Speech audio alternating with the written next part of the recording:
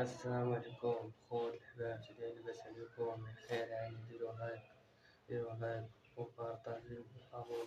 شكرا لكم.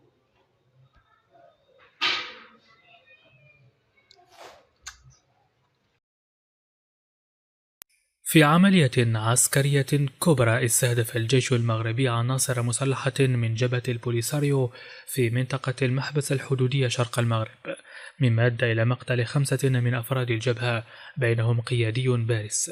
وجاءت هذه العملية بعد تصاعد التوترات بين المغرب والبوليساريو، حيث استغلت الجبهة هذا التوتر لشن هجمات استفزازية.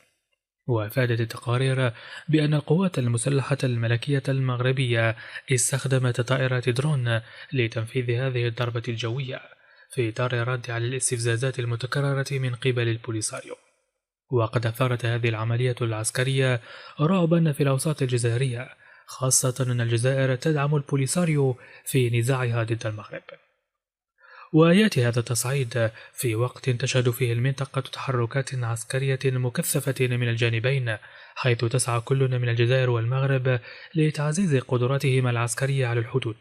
فالجيش المغربي من جهته أبدى جاهزية قتالية عالية في مواجهة أي تهديدات محتملة من الجبهة الانفصالية، مما يعكس التوتر المتزايد في المنطقة.